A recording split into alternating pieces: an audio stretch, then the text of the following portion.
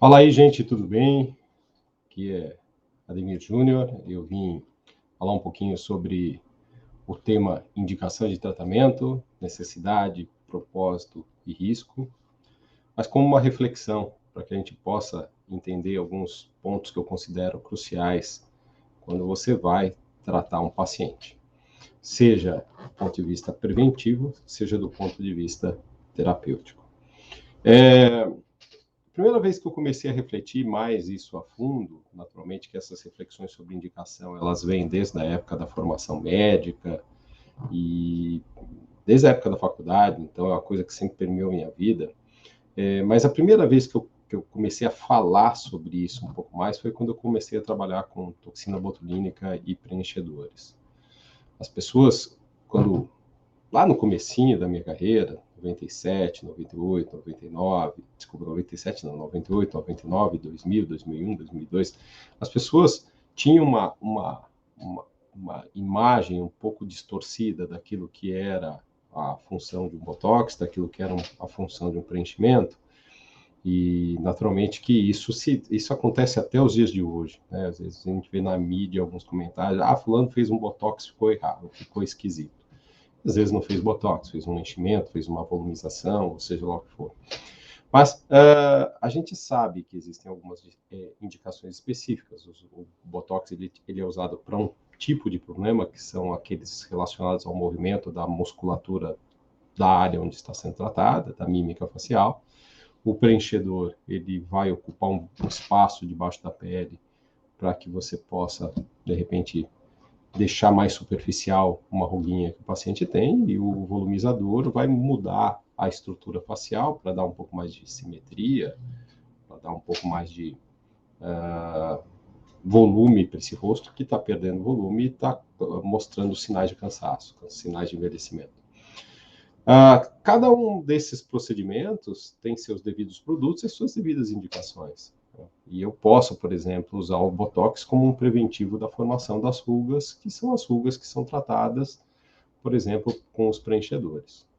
Só citando um exemplo para que a gente possa trabalhar essa temática de indicação até um pouquinho fora da questão da queda capilar. Tem muita gente que tem me perguntado sobre a questão que diz respeito ao uso de medicamentos em si, tratamento da calvície. E aí, quando eu penso em medicamentos, eu posso estar pensando em principais medicamentos aí, finasterida, minoxidil e assim por diante, sem entrar muito no mérito, mas vamos pensar dentro de um contexto de prevenção da calvície, né? E se eu tivesse uma criança cuja família, né, os pais, né, ou a família do pai, a família da mãe, né, tivesse propensão à calvície, isso fosse uma coisa muito clara, ainda que essa criança tivesse 13 anos e ela começasse a apresentar sinais de uma alopecia androgenética, eu hesitaria muito em prescrever, por exemplo, uma finasterida, que é uma medicação que atua numa enzima conversora de hormônio, né? Então, de certa maneira, eu não vejo esse uso da finasterida com segurança em criança, assim como eu vejo em adulto. Adolescente também, eu evito bastante, eu tento tratar por outros caminhos. É importante a gente esperar a maturação biológica, a maturação corporal, para que a gente possa fazer esse tipo de atuação. O portfólio cresce, né, no adolescente, mais do que nas crianças, abaixo de 13 anos, vamos pensar assim, mas é um portfólio ainda limitado. Eu também não entro com finasterida, eu vou por um caminho mais tranquilo, um caminho que eu me sinta mais seguro, porque toda indicação, ela é baseada numa tríade: necessidade, propósito e risco. Então, é claro que é necessário tratar? É necessário prevenir? O propósito é a gente ter um efeito de manter o cabelo numa criança que ainda não manifestou? Mas eu tenho que escolher de acordo com o risco. Quanto menor o risco, da medicação, ou quanto mais segurança eu tiver que aquela medicação não vai fazer mal para uma criança, bacana. Quanto mais segurança eu tiver em tratar um adolescente, bacana. Agora, no adulto, eu tenho uma liberdade maior de flexibilizar os tratamentos. Ainda assim, eu preciso avaliar necessidade, propósito e risco. Então, esse é um ponto que a gente precisa avaliar sempre, né? Uma vez que eu faço uma escolha baseada nesses 3 critérios, eu escolhi dar para um paciente finasterida, escolhi dar para o paciente, sei lá, um shampoo, um suplemento nutricional, um tônico fenoxidil. As pessoas às vezes acham que é uma coisa muito simplista, mas a gente precisa de acompanhamento. O sujeito ele vai ter que ser necessariamente acompanhado. Se ele não for acompanhado, ele está se colocando em risco. Então ele precisa seguir as orientações do médico de voltar para fazer o acompanhamento. Todo tratamento exige acompanhamento. O que não causa um efeito colateral hoje pode causar um efeito colateral lá na frente. Isso é normal. As pessoas, mas eu sempre usei isso, nunca tive problema. Você pode passar a ter. Tem efeitos colaterais que vão surgir depois de anos, décadas. Né? Então, a gente não pode deixar isso de lado. Né?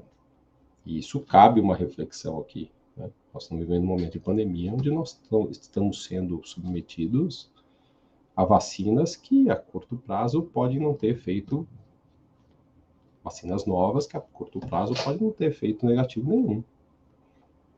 Vai saber no futuro. Né? Esses dias eu vi uma comparação, né? Na verdade, estou encerrando o vídeo aqui, mas eu queria falar exatamente disso, do acompanhamento e do manejo dos efeitos colaterais. Né? Então, assim, eu tenho um paciente que está usando finasterida, eu tenho um paciente que está usando minoxidil, ele teve uma boa indicação para isso, o propósito é positivo, é preventivo e terapêutico. Né? Eu avalio o risco é baixo. Mas vamos supor que ele tem um efeito colateral.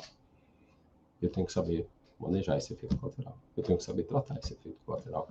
Então, por isso que muitas coisas são exclusivamente do âmbito médico. Ninguém vai chegar e vai colocar um enfermeiro para tratar uma condição de efeito colateral que é de um medicamento. O que ele estuda para isso é o profissional da área médica. Né? Vou deixar isso muito claro também. Esses dias eu vi uma comparação, agora entrando um pouco nessa temática atual de Covid, né? Eu tenho assistido muitas coisas, lido muitas coisas, ando num dilema, que é essa questão de vacinar ou não vacinar crianças, porque eu sou pai de 2, uma adolescente e uma criança, e eu vi um comentário besta na internet dizendo, quando a empresa X lançou o Viagra, ninguém foi olhar na bula sobre os efeitos colaterais. Quando agora lança uma vacina, fica todo mundo querendo encontrar os efeitos colaterais da vacina. Eu acho que não é bem assim. As vacinas, elas foram criadas em tempo recorde, a gente não tem tempo para fazer o acompanhamento. A gente não teve tempo para fazer o acompanhamento devido aos efeitos colaterais. Esses dias eu li um artigo do New England Journal of Medicine dizendo que a amostra que foi estudada, o artigo foi publicado digitalmente em novembro de 2021, a amostra de crianças que foi publicada, os riscos foram baixos.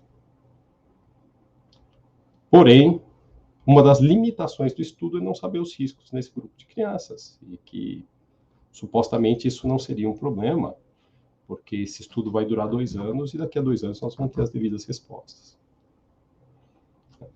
Como é que eu, Ademir, me sinto seguro para submeter um filho a uma situação como essa? Né? O Viagra passou por todas as fases de estudo.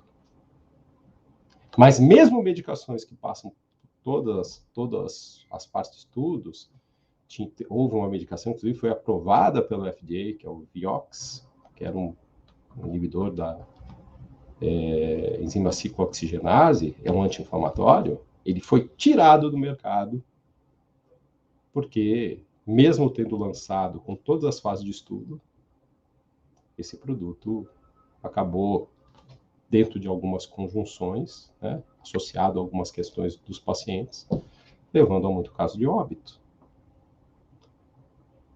Então, tudo precisa ter uma boa indicação, tudo precisa ter um bom propósito e tudo precisa ter uma avaliação de risco. Pensem sempre nisso. A vida é uma só, a saúde é uma só, a gente tem que saber lidar com a indicação, seja ela preventiva, seja ela terapêutica. A gente precisa saber lidar com a escolha que a gente vai ter, em quais circunstâncias a gente vai escolher determinados tratamentos para os nossos pacientes. A gente precisa saber quais são os riscos da indicação e como nós vamos administrar esses riscos, caso eles aconteçam. A tricologia, ela é uma ciência médica, é uma ciência de saúde, na verdade, mas com uma atuação médica bastante significativa. E a gente não pode prezar por ser irresponsável com a saúde dos nossos pacientes. Eu tenho visto aí muita gente assim, se sentindo muito desconfortável com o uso dos inibidores de enzima 5-alfa-redutase, por conta de efeitos colaterais, que a gente sabe que eventualmente podem acontecer. Tenho meus questionamentos de quantos por cento disso é real e quantos por cento disso é placebo, mas é uma coisa que não importa, uma vez que o paciente teve, eu não vou ficar discutindo com ele, ou ficar fazendo análise se o efeito dele é placebo ou se é um efeito colateral, de fato, porque isso acaba sendo difícil de identificar. Mas eu sou obrigado a retirar a medicação e a tratar. E mudar a minha forma de tratamento. O manejo de risco também envolve você saber qual é o caminho que você vai seguir para tratar aquele paciente na medida que você não tem outro caminho a seguir. Espero ter contribuído com vocês com algum conteúdo sobre indicação, lembrando sempre que indicação tem a ver com necessidade, propósito e risco. Certo? Um abraço.